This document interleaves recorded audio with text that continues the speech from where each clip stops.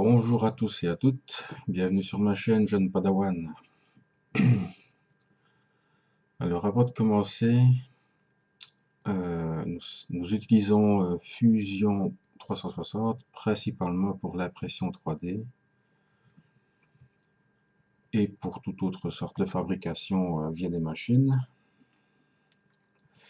Et la première chose à faire, c'est de modifier l'axe Z, car par défaut, c'est le Y qui se trouve en haut et pas le Z. Alors que dans l'impression 3D, c'est le Z qui est en haut. Donc on va dans Préférences.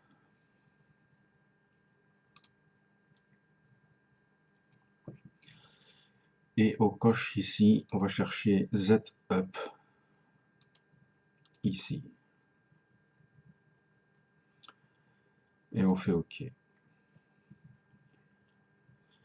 Ensuite, vous fermez votre projet et vous réouvrez un projet. Et vous verrez que le Z aura changé, il sera en haut. Alors, si je vous embête en ce moment avec mes exercices, avec l'orientation des pièces, ce n'est pas anodin. Comme je le disais, la position d'une pièce sur un plateau peut être important, car un plateau n'est pas forcément carré. Il peut être plus long que large, ou plus large que long, hein, ça dépend.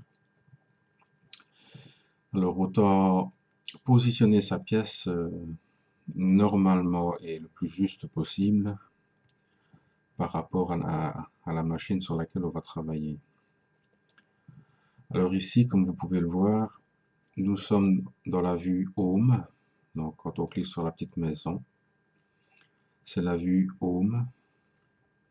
C'est une vue qui est par défaut. Et sur tous les logiciels 3D, la vue Home ressemblera à ça. Alors, qu'est-ce que ça veut dire? Le cube, qui est ici, représente votre pièce dans votre espace de travail. Comme on peut le voir ici, où nous avons front, eh bien on voit que front est au même endroit ici. Donc front, c'est la vue de face. Right, c'est la vue de droite. Top, c'est la vue d'au-dessus. Et puis nous avons tous les autres côtés. Left. Vous voyez, quand on change l'orientation de la pièce, ben, le cube qui est en haut, là à droite, il suit le mouvement.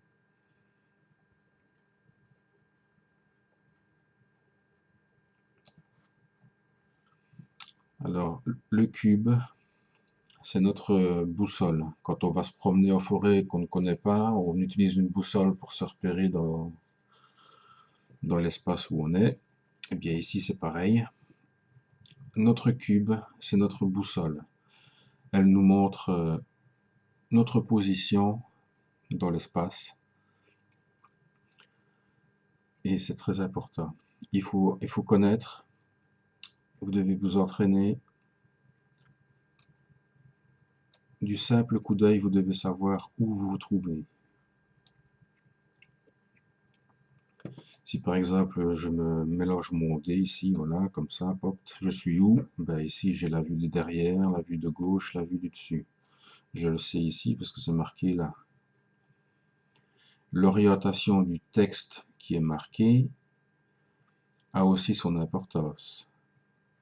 Ici le top est écrit à l'envers, ça veut dire que le face se trouve de ce côté-là.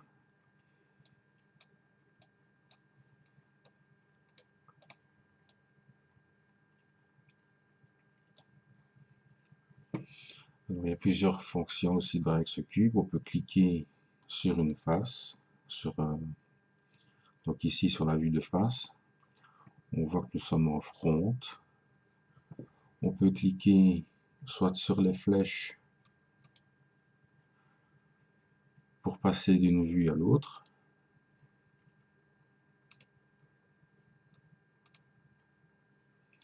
Pareil pour celle d'en haut.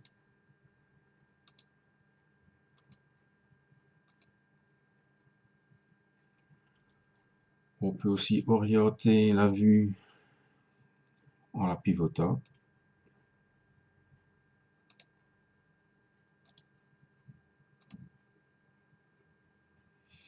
On peut cliquer sur les arêtes, on va dire, pour avoir une vue,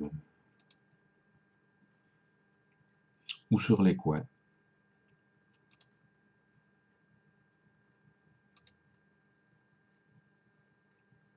Voilà. Donc, par exemple, si je prends, je vais ouvrir un nouveau projet. Si je prends l'exercice numéro 1, qui est ici, que j'analyse le plan et que je décide que c'est cette vue-ci qui est la meilleure pour moi, la vue 3D qui est ici représente la vue en home. Donc, on l'a vu, home, voilà, ça c'est votre pièce. Imaginez que ceci, c'est votre cube. Vous savez que le front, c'est cette face-ci. Vous savez que le right, la vue de droite, c'est celle-ci. Et à quoi correspond ceci sur le plan? À ceci. Donc cette esquisse, nous allons la dessiner sur la vue de droite, ici. On crée un plan sur la vue de droite et on fait notre esquisse. Je vais me déplacer un petit peu vers là. Alors, on commence toujours commencer par le point d'origine. Et on va faire grossièrement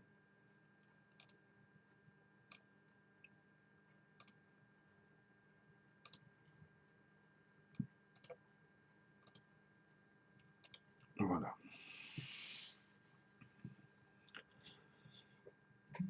Ici, on peut déjà voir que certaines contraintes se sont mises automatiquement, ce qui est très bien. Et il reste quand même quelques lignes bleues. Ces lignes bleues veulent tout simplement dire que je peux bouger les lignes, qu'elles ne sont pas fixées, alors que les lignes noires qui sont ici, je ne peux pas les bouger ni dans un sens ni dans l'autre.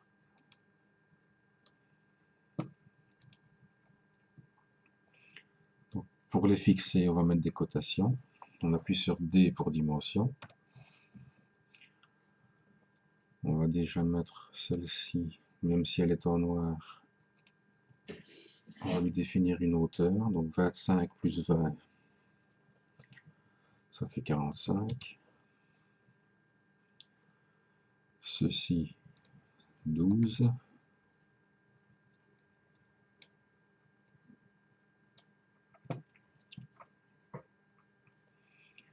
On va tracer une autre ligne de là à là. D.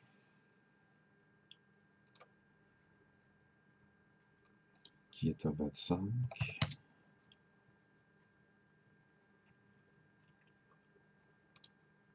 Celle-là, elle fait 10. Celle-ci, elle fait 15. Et de là à là, nous avons 45.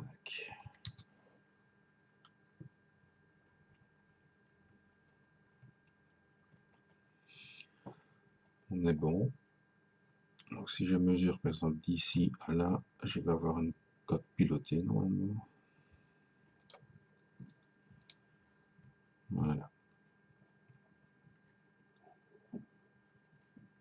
Donc on a tout ce qu'il faut, le sketch est entièrement noir. Je ne peux plus bouger aucune ligne. Il est contraint de partout et coté de partout. Et c'est parfait. Stop sketch.